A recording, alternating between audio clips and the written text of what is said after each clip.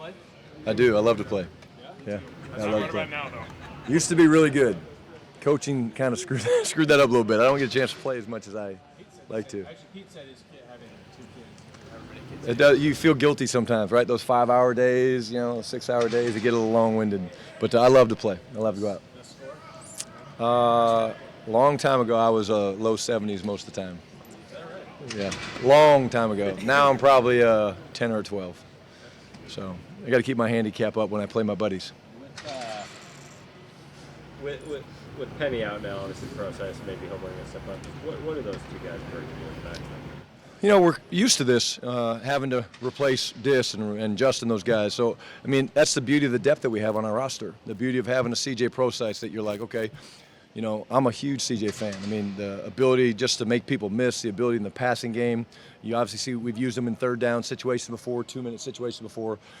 He's got a huge, huge upside. I think he's excited about the opportunity. And then Travis is a guy that we've liked the whole time. So both those guys, we feel really good about just the way they play. Travis, very physical, good understanding of the protections and stuff already, being a young player. So you hate to see it for Rashad, having a great, last couple games. But those guys will step up and they'll be ready. Chad yesterday described Travis as a downhill runner, which is probably not the terminology most people would assume when they see a guy like that size. But what does that mean in terms of how he runs? He's a physical finisher. Like, he likes to make quick decisions. So he's going to make his read, trust his cut, put his foot in the ground. What I love about him is, like, you use the fake punt, for example, the way he finished on the boundary. If you guys remember the play, the fake punt, and he gets outside, and I don't know who it was. I think the flyer came off or somebody came off, and he attacked him on the edge. So he's a one-cut, downhill, explosive runner that's not afraid of contact. That's why he's such a great special teams player.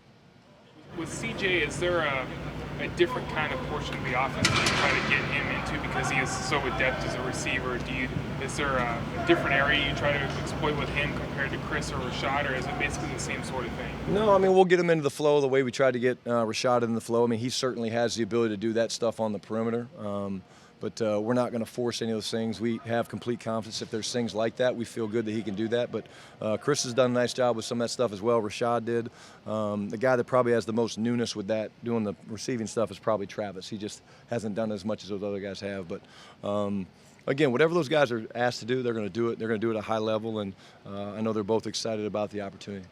How would you describe Travis as a receiver at this point? Solid. Really good route runner, great in protection. Again, maybe not the same exact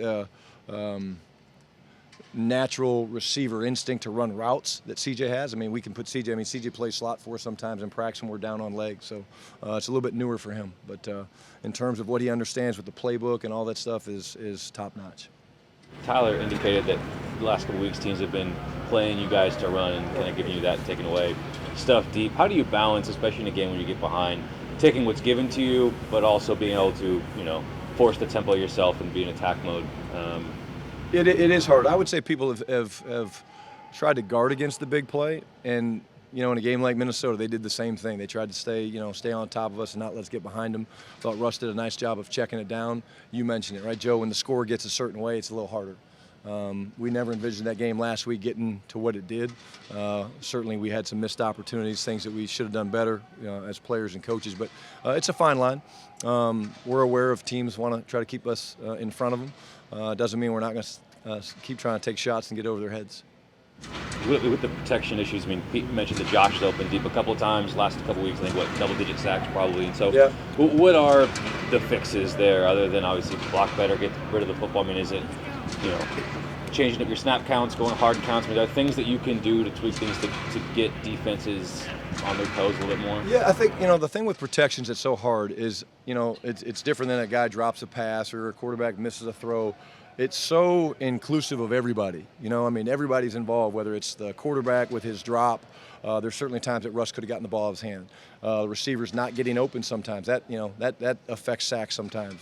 So it's hard to put, okay, hey, we've been sacked X amount of times. Last game, you don't want to play the Rams the way we had to play them. I mean, they were really good up front, and they were able to tee off on us. But we use all those things. I mean, we chip people. We use cadence variations. We,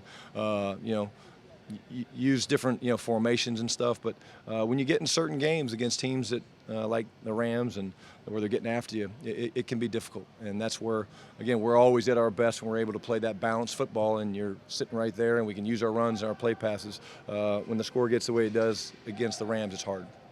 Over the past 4 games, Russ has had a little bit of a production fall off. Are there any trends that you've been able to see about what's happening, or is it defensive gaming? No, I think, obviously each game's a little bit different. He's still having a great year. I think, the Minnesota game, we didn't ask him to do a whole lot just because we were running the ball so well.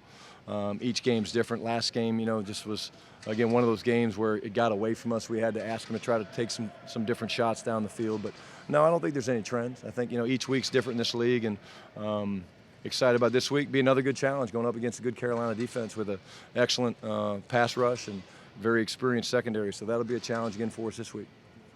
First possession of the Rams game, Russ had a couple of misfires. It was a screen pass to Carson on the left. And then there was a crossing pattern down inside the red zone. Metcalf blocking came open. He got sacked. Was there anything about what was going on in that series that No, I remember he made a couple great throws. I mean, he made a throw going to his left on a naked that was unbelievable. I do remember the one misfire. Again, you're going to miss some. And then he was waiting for the one with DK coming across and just felt a little bit of pressure. The screen was a situation where he got a little bit of pressure and he rushed it. Bottom line was he rushed it. He should hit that. He knows that. And he just kind of rushed it, knew the rush was coming and tried to get it to him. And it really should have been more of a lob throw up over the top of Dwayne. Dwayne had his guy kind of walled off the edge. But they're going to miss some, and cool thing about him is he's got a very short-term memory. Back in the offseason, you guys were so high on DK and what he could bring to the table for you guys. Like, you weren't shy at all about talking about what you thought he could be. He's now leading all rookies in receiving at this point in the year. Can you kind of speak to the year that he's had and why he's been able to be so successful right out of the gate for you guys at this point? You start with the talent, I think. You start with the fact that the minute we got him, nobody was more excited than Russell Wilson. That's a huge advantage. You see him out here every day. You see him sitting over there still catching passes. I mean, while most of the other guys are getting showered up and ready for meetings. He's a special young man. He wants to be great. And the catch he made on the scramble play down the boundary on Jalen Ramsey, the throw was terrific, but the catch was unbelievable. I thought he really accepted the challenge. Last game he got matched by Jalen, and he didn't back down at all. That was really cool to see. You go watch him play, and he didn't back down at all. And we told him to get used to it. He's going to see stuff like that a lot because he's such a dynamic player. But nothing surprised us just because of the way he works and the type of talent that he has. What do you think of the spin move on that route? Now, the spin move, that's what I'm talking about. It was pretty crazy. How fast he got started again. So it was cool to watch those two guys compete when you go back and you look at the film. Is that the way he's supposed to run that route? There's reactions off of some of our scrambles that we do that, yeah. We have other things off it as well, but he didn't miss a beat doing it. Josh was telling us yesterday he loves it here. He can see himself being here long term, likes it. It's team culture, like Seattle is a place to live. And are you excited about what he's brought the last 4 weeks and where he's growing? And Pete kind of mentioned yesterday that he could have a big game at any point. It's just a matter of time, maybe. Absolutely. I think he's been a unbelievably awesome surprise addition. As a player, the way he works, he adds a lot of value in the meetings because he's still learning, but he's played so much football that for some of our younger guys, there's things that they can learn from him. And again, a couple targets last week, 2 catches. The cool thing that he gives us, the size advantage, the 4th down play. I mean, Russ isn't throwing that to just anybody. He throws that to a guy that he can trust and believes in, and he never hesitated. So at any point, he can break out. And again, what does that mean? Does that mean 8, 9, 10 catches? Does it mean 2 touchdowns? I don't know. But very comfortable with what he's done and thrilled that he's here. I guess just you see that, that's there. Oh, yeah. Who knows if it happens? Yeah, he's a very, very talented young man with very cool football instincts. How was Tyler Lockett look to you physically compared to when you've seen him at his best? Yeah, I think he's coming back. He ran some things today that looked really, really good. Looked really, really fast. Looked like his legs were, bouncing back. So it was good to get him some catches last week. So again, I don't know how he feels, but he looked terrific these last 2 days. Yesterday was a little slower day. Today we actually had him all run, and he looked fast. When you look at some of the drops that happened in the last game, is it just kind of a fluke thing? I mean, they're professional receivers, but is there what's really the teaching point there when they know how to catch, but really is? It's a great question. I'll talk about the two big ones. Malik, obviously, on the over route on 4th down. If you watch it, he just takes his eye off it.